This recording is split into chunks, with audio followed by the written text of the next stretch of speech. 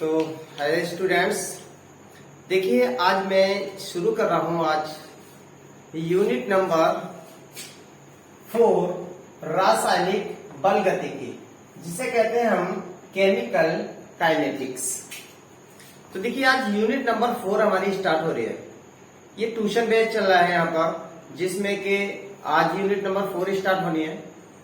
तो कुछ स्टूडेंट्स के सामने देखिए प्रॉब्लम आ रही थी, वो फाइनेंशियल प्रॉब्लम हो सकती है या कोई और भी प्रॉब्लम हो सकती है, जो ट्यूशन नहीं ले पाते हैं, या जो स्टूडेंट्स एज ए ट्यूशन ले रहे हैं, यहाँ पर जो बेंच में बैठे पढ़ भी रहे हैं, उन लोगों के लिए भी एक देखिए बेनिफिट आप लोगों को भी ये मिलने वाला है कि सपोज करिए कोई टॉपिक आपको जब समझा है, किसी जब आप घर जाते हैं तो कहीं ना कहीं वो टॉपिक क्या होता है आपके माइंड से स्लिप हो जाता है। जब वो चीज स्लिप हो जाती है तो आपको दोबारा लेक्चर सुनने का तो मौका नहीं मिल पाता, वो चीज समझने को नहीं मिल पाती।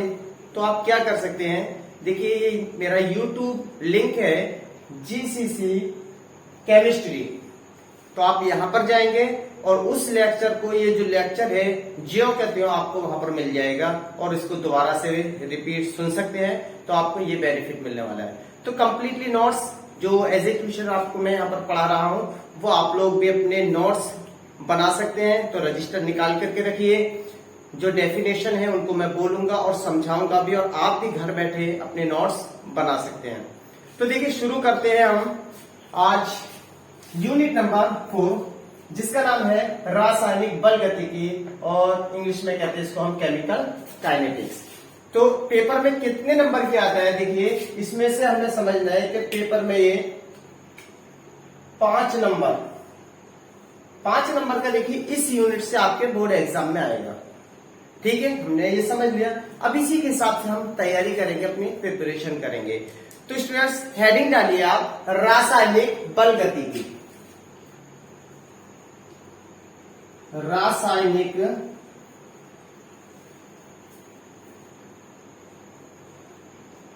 बल गतिकी, जिसे हम इंग्लिश में बोलेंगे केमिकल काइनेटिक्स। तो सबसे पहले हमें देखिए जो यूनिट का नाम है उसके विषय में हमें पता होना चाहिए, हमारी समझ में आना चाहिए कि ये क्या है। तो लिखिए रासायनिक बल गतिकी में रसायन विज्ञान की वह शाखा जिसके अंतर्गत रासायनिक अभिक्रियाओं की दर, अभिक्रियाओं के वेग को प्रभावित करने वाले कारक तथा अभिक्रिया की क्रियाविधि का अध्ययन किया जाता है, रासायनिक बल गतिकी कहलाती है। ठीक है स्टूडेंट्स, तो देखिए इसमें हमने कितनी चीजों का अध्ययन करेंगे। रासायनिक अभिक्रियाओं की दर, जो रेट ऑफ रिएक्शन होता है, अभिक्रिया के वेग को प्रभावित करने वाले कारक, जो भी इसमें फैक्टर होते हैं, जो जिन कारकों से अभिक्रिया प्रभावित होती है, और तीसरी बात अभिक्रिया की क्रियाविधि, जो मैकेनिज्म है रिएक्शन की। इन चीजों का हम इस यूनिट के अंदर अध्ययन करेंगे, जो रासायनिक बल गतिकी के अंतर्गत आता है। ठीक है, लिख लिया। अब नेक्स्ट हेडिंग डालिए रासायनिक अभिक्रियाओं के आधार पर अभिक्रियाओं का वेग। रासायनिक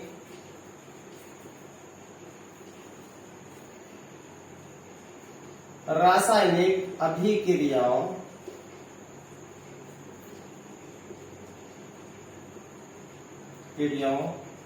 के आधार पर, रासायनिक अभिक्रियाओं के आधार पर अभिक्रियाओं का वेग।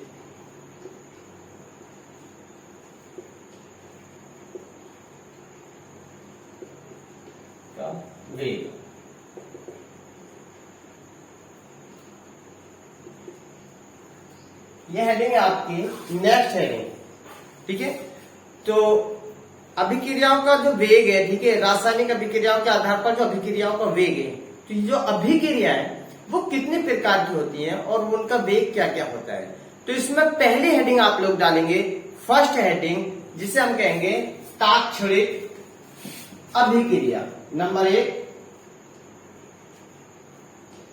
तात्क्षणिक या ऑब्लिक करके लिख सकते हैं तीव्र अभिक्रिया।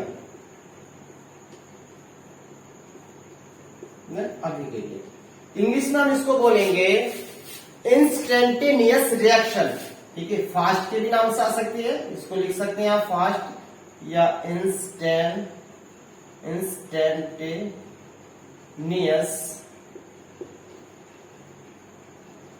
रिएक्शन।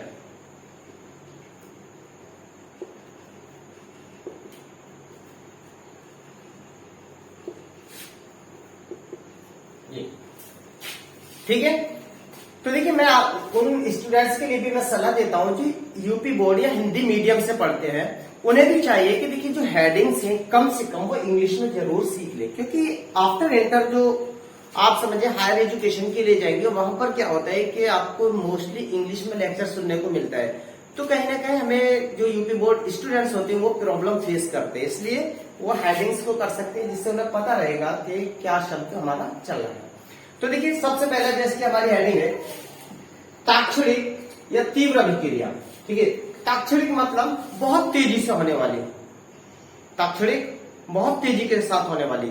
तो लिखिए इसमें वे रासायनिक अभिक्रियाएं जो कम से कम समय अर्थात 10⁻³ सेकंड में ही पूर्ण हो जाती है।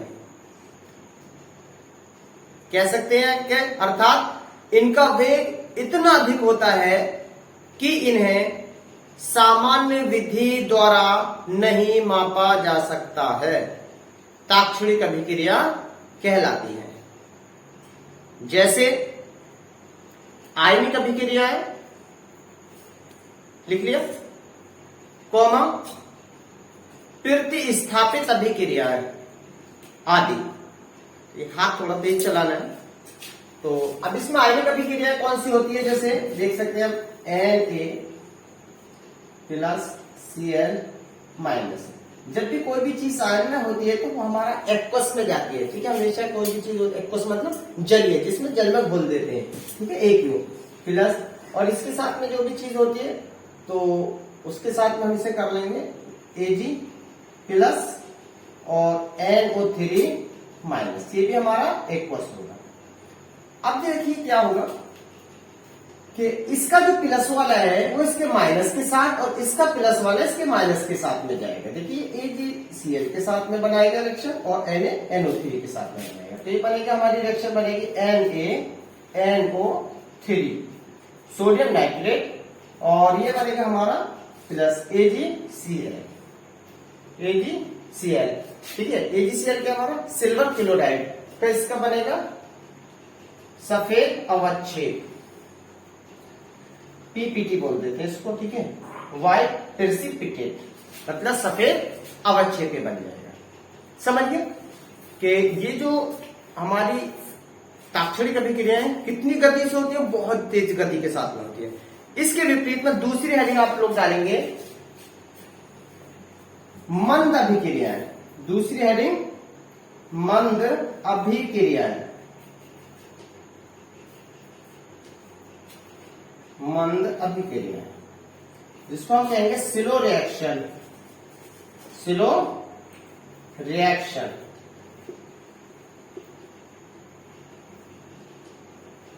ठीक है। तो लिखिए इसमें वे रासायनिक अभिक्रियाएं जो लंबे समय में होती हैं, अर्थात कई दिनों या महीनों में होती हैं, जैसे लोहे पर जंग का लगना, कॉमा हाइड्रोजन तथा ऑक्सीजन के संयोग से जल का बनना। ठीक है, लिख लिया। तो देखिए इससे पहले जो हमारी थी तात्क्षणिक अभिक्रिया जो थी वो बहुत तेज हो रही थी, अर्थात कितना सेकंड में हो रही थी। अब जो ये मंद अभिक्रिया है ये इसमें आपने लिखा है, क्या लिखा है कि ये दिनों या महीनों में होती है, इतना लंबा समय ले लेती है। जिससे अगर आप लोहे पर जंग का लगना लिखा, आप लोहे को डाल दीजिए, ठीक है, और बारिश का मौसम हो तो मॉइस्चर चढ़ेगी, ठीक है, मिलेगी, और वायु की प्रेजेंस में क्या होगा, आयरन जो होता है, लोहा जो होता है, वो क्रिया कर लेता है, ठीक है, तो क्रिया कर लेता है तो उस पर जंग लग जाती है। और जंग का प्रोसीजर आपने देखा है, उसमें दिन भी लग सकते हैं और महीनों भी लग जाते हैं। तो अब इसमें दूसरा इसका एग्जाम्पल आप लिख लेंगे जैसे करके H2 plus half O2 is equal to H2O, ठीक है। ये जो रिएक्शन है ये इसी का एग्जाम्पल है, हाइड्रोजन और ऑक्सीजन के संयोग से जल का बनना, ठीक है, लिख लिया। तीसरी रिएक्शन लिखिए। तीसरी रिएक्शन इसमें आती है हमारी, देखिए पहली तो बहुत तेज होगी हमारी, जो कितनी हमारी कुछ सेकंडों में हो रही थी। दूसरी हमारी बात करेंगे तो आगे बंद अभिक्रिया है, जो बहुत ज्यादा स्लो हो रही थी, उसके लिए टाइम लग रहा था कहीं दिनों का या महीनों का। अब तीसरी जो कैटेगरी है रिएक्शन की, वो इन दोनों के बीच की है, इन दोनों के बीच की है, समझ में आ रहा है ना, ठीक है। तो ये देखिए इन दोनों के बीच की रिएक्शन है, तो इसको हम लिखेंगे मध्यम, ये शब्द हम डाल देंगे मध्यम अभिक्रिया, मध्यम अभिक्रिया, ठीक है। और इंग्लिश में कह देते हैं इसको moderately, moderate reaction. Please don't make it बाहर रिएक्शन।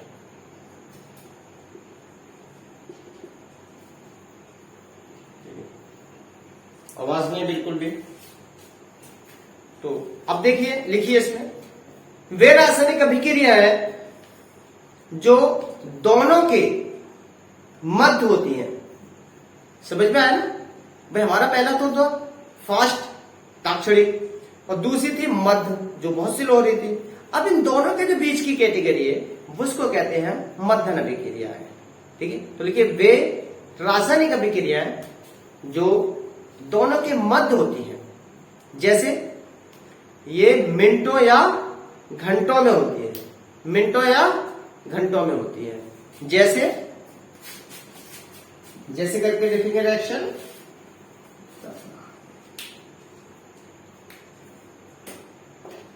CH3 COO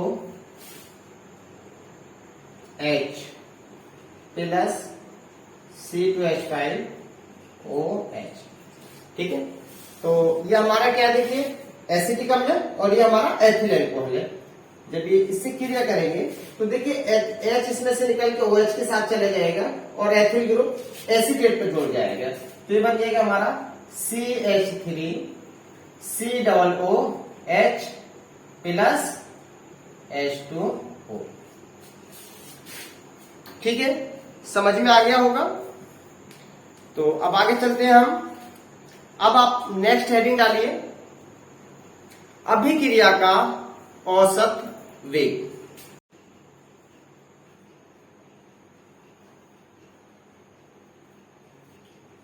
अभिक्रिया का औसत वेग,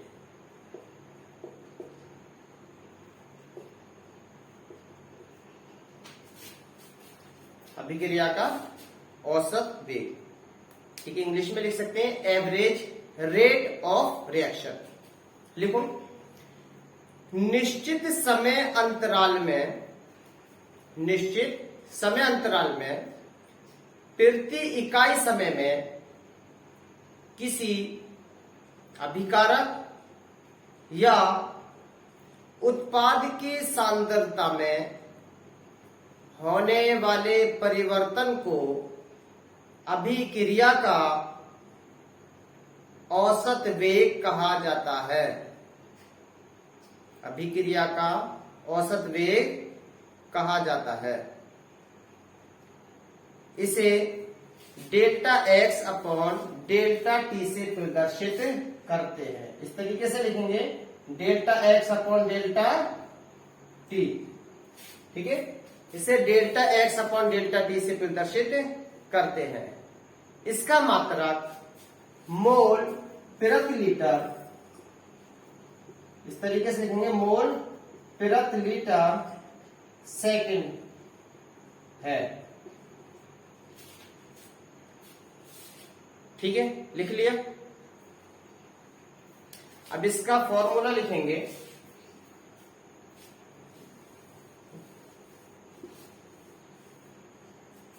फॉर्मूला लिखेंगे अभिक्रिया का औसत वेग बराबर अभिक्रिया का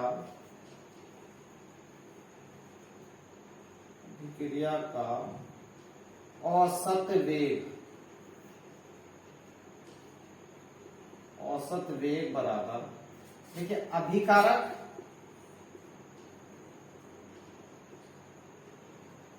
ऑब्लिक उत्पाद की सांद्रता में परिवर्तन बटे परिवर्तन में लगा समय।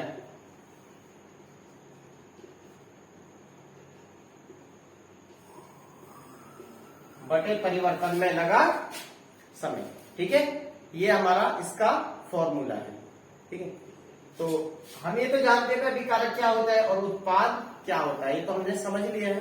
ठीक है, अभिकारक में जो भी अणु पार्टिसिपेट करते हैं वो अभिकारक पार्ट होता है। जो एरो के निशान के आगे जो भी हमारा बनता है उसको हम क्या देते हैं, प्रोडक्ट, उत्पाद कहते हैं।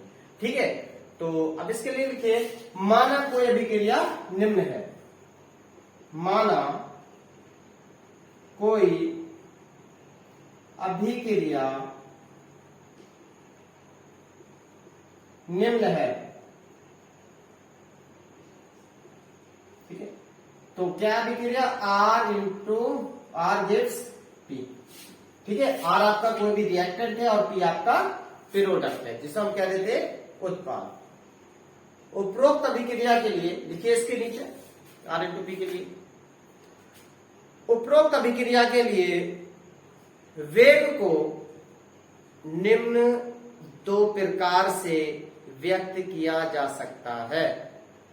नंबर 1, इसमें हेडिंग डालेंगे R की सांद्रता में कमी। नंबर 1 हेडिंग, R की सांद्रता में कमी। R की सांद्रता में कमी। ठीक है, देखिए, जब भी कोई भी हमारा उत्पाद बनता है, सीधी सी बात हो, किससे बनता है, हमारा रिएक्टेंट से बनता है। तो रिएक्टेंट से बनता है तो रिएक्टेंट में क्या आएगी, R में कमी आएगी। तो सबसे पहले क्या लिखेंगे, R की सांद्रता में कमी। ठीक है, लिखो, माना T1 समय में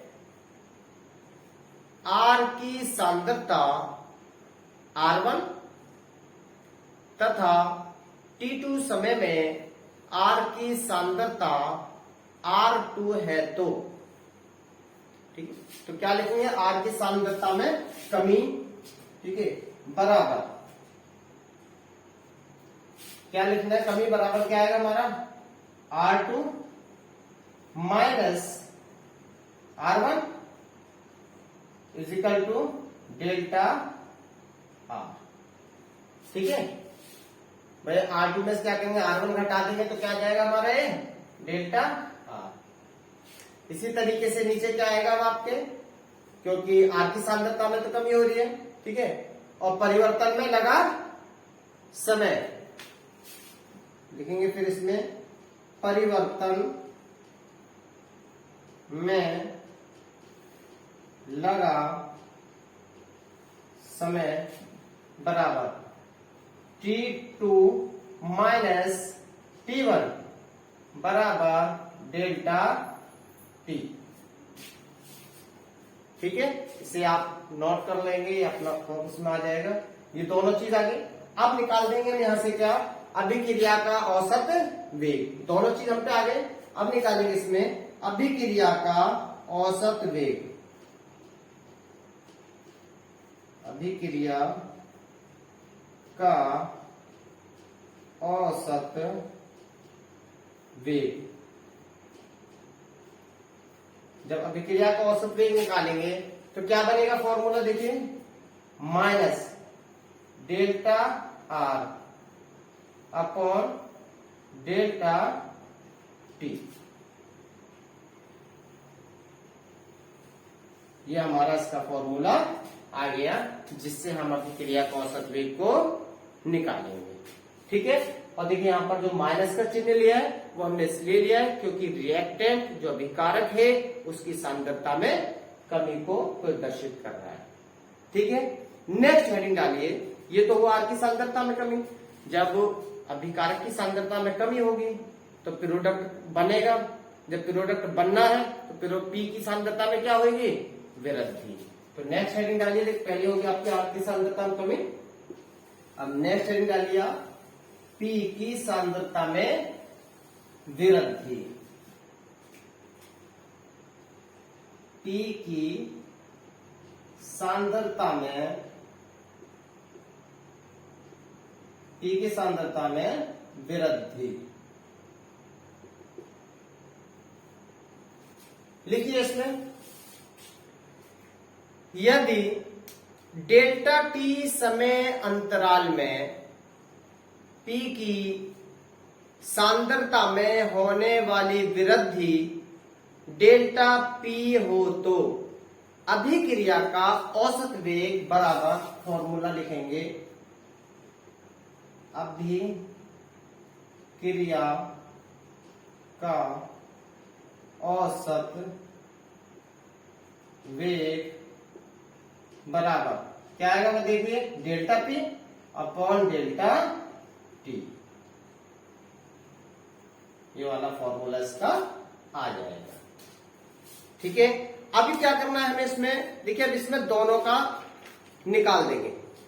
लिखिए अब इसमें नीचे और लिखिए, क्योंकि आर की सांद्रता में होने वाली कमी का वेग तथा पी की सांद्रता में होने वाली वृद्धि का वेग समान है तो अभिक्रिया का औसत वेग बराबर।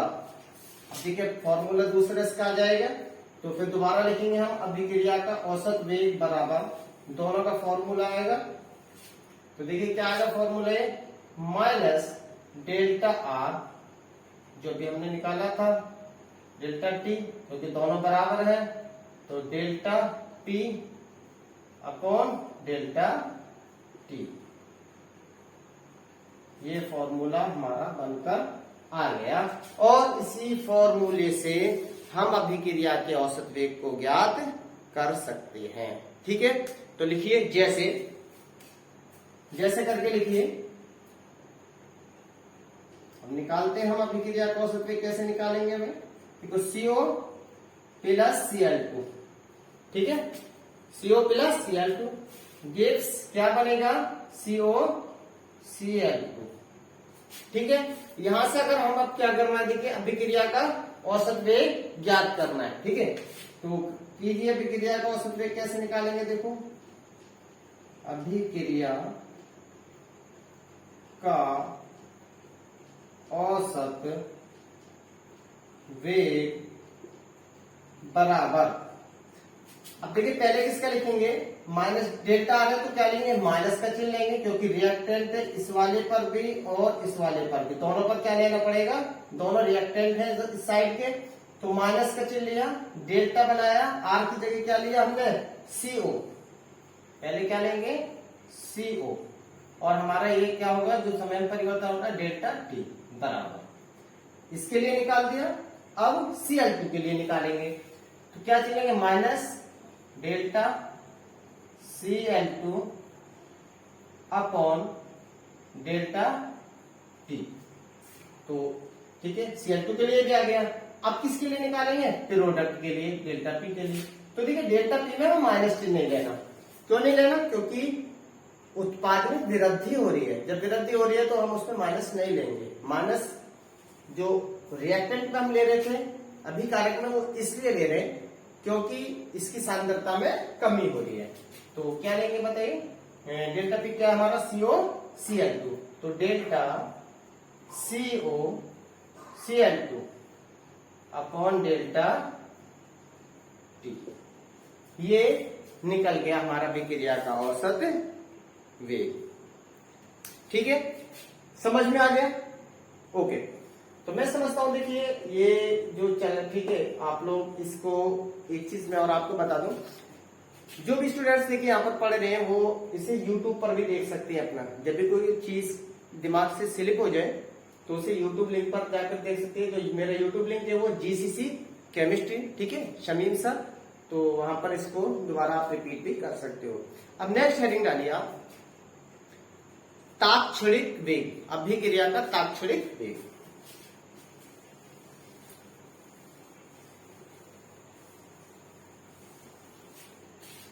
लिखिए, अभिक्रिया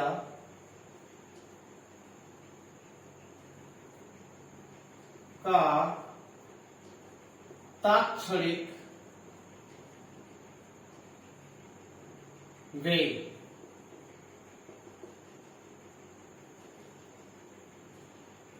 इंग्लिश में कहेंगे इसको हम इंस्टेंटेनियस रेट ऑफ रिएक्शन, ठीक है, INSTA, instantaneous rate of reaction. ठीक है, ये इंग्लिश मीडियम स्टूडेंट्स भी इससे समझ सकते हैं, उनको भी बेनिफिट मिलेगा पूरा। ठीक है, चलो लिखो भाई, किसी निश्चित समय में अभिकारक या उत्पाद की सांद्रता में होने वाले परिवर्तन को उस अभिक्रिया का तात्क्षणिक वेग कहा जाता है। देखो नेक्स्ट लाइन से, माना कोई अभिक्रिया निम्न है। कौन सी अभिक्रिया निम्न में? R gives P, ठीक है, रिएक्टेंट के बाद में क्या बनेगा हमारा, इसमें प्रोडक्ट बनेगा। तो देखिए तात्क्षणिक, हम इसका वेग निकाल सकते हैं, तात्क्षणिक, ठीक है, इसको देखिए दर भी बोल सकते हैं, इसलिए कंफ्यूज मत होना, तात्क्षणिक दर या वेग। ठीक है, अब इसमें हमें क्या करना है, देखिए औसत वेग में जो चिन्ह ले रहे थे हम वो डेल्टा ले रहे थे, ठीक है, और तात्क्षणिक में हमें सिर्फ किस चीज का चिन्ह लेना है, वो डी लेना। बाकी ज्यो के तो जिस तरीके से औसत वेग हमने निकाला है बिल्कुल सेम तात्क्षणिक वेग भी यही होता है। सिर्फ चेंज हमें किसका करना है, डेल्टा औसत वेग में लेते हैं और इसके अंदर डी ले लेंगे, बस ये इतना चेंज करना है। तो इसका फॉर्मूला आप लोग लिख सकते हैं, देखिए तात्क्षणिक वेग बराबर फॉर्मूला क्या बनेगा, माइनस डेल्टा की जगह क्या लेंगे, D R upon D T बराबर D T upon D T. ठीक, समझ में आ गया? किसी को कोई प्रॉब्लम? नो, ओके, आगे चले। चलो अब क्वेश्चन लिखिए आप लोग, ठीक है, जो हम औसत वेग और तात्क्षणिक वेग के जो हमने फॉर्मूले लिखे हैं, इससे रिलेटेड हमें क्या करना है, सवाल जो समीकरण है उनको हल करना, उनका औसत वेग और तात्क्षणिक वेग निकालना। तो लिखिए क्वेश्चन आइए, ठीक है, निम्न अभिक्रियाओं के लिए सभी अभिकारकों तथा उत्पादों के पदों में औसत वेग तथा तात्क्षणिक वेग को व्यक्त कीजिए। ठीक है, तो देखिए कैसे निकालना है इसमें। तो पहली रिएक्शन है हमारी ये, ठीक है, रिएक्शन आप लोग लिखेंगे N2 प्लस 3H2, ये बन गया हमारा 2NH3, ये हमारी रिएक्शन है। ठीक है, अब इस रिएक्शन के लिए हमें औसत वेग निकालना है। क्या निकालना है? औसत वेग। औसत वेग। आप लोग नोट करते रहेंगे जितना मैं लिख रहा हूं बोर्ड पर, ठीक है, कैसे निकालेंगे औसत वेग। तो देखिए अभी हमने औसत वेग के लिए जो ये तो तात्क्षणिक वेग का फॉर्मूला है, औसत वेग का क्या था, डेल्टा था, तो इसके लिए पहले निकालेंगे। तो n2 के लिए निकालेंगे minus delta n2 upon delta t, ठीक है ना, समझ में आ रहा है? ओके, जिसकी समझ में नहीं आया पूछ लेना क्वेश्चन, ठीक है, जहां समझ में नहीं आया तो क्वेश्चन पूछ लेना। अब देखिए इसके लिए निकालेंगे माइनस डेल्टा H2 अपॉन, देखिए जो आपकी संख्या दे रखी होगी वॉल्यूम में जो लिखा हुआ होगा वो हमेशा बटे में जाएगा, तो क्या जाएगा यहाँ पर 3 डेल्टा t। यहां तक हो गया। अब किसके लिए निकालेंगे, p के लिए निकालेंगे। तो इजिकल टू डेल्टा p की जगह कितना आएगा NH3, ठीक है, और जो आपकी संख्या वॉल्यूम में लिखी हुई है, ठीक है, जो पहले वो कहां जाएगी, बटे में जाएगी, 2 डेल्टा t, ठीक है। तो ये हमारा आ गया औसत वेग, निकाल दिया। अब इसका क्या निकालना है, तात्क्षणिक वेग भी निकालना है। तो तात्क्षणिक वेग के लिए देखिए कैसे निकालेंगे हम लोग, तात्क्षणिक वेग बराबर, ठीक है, इस डेल्टा की जगह हमें किसका यूज करना है, d का करना है बस, बाकी तो जोगे तो है ना, कोई प्रॉब्लम नहीं है ना, ठीक। तो देखिए क्या करेंगे, minus d n2 upon dt is equal to minus d H2 upon 3 dt। बाकी बस d का चेंज करना है, बाकी जो के तो है d NH3 अपॉन 2d, ठीक है। तो तात्क्षणिक वेग और औसत वेग भी समझ में आ गया होगा। कोई ऐसा स्टूडेंट्स हो जिसकी समझ में ना आया हो, आ गया ना, तेरी समझ में आ गया, आ गया, ओके, चल तेरी समझ में आ गया तो सबकी समझ में आ गया, बस ठीक है। चलो नोट कर लिया,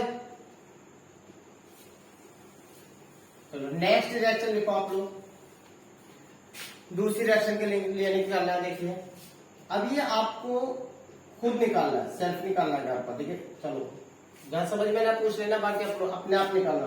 2SO2 plus O2 gives 2SO3, ठीक है, निकालोगे ना। चलो एक और रिएक्शन लिखो,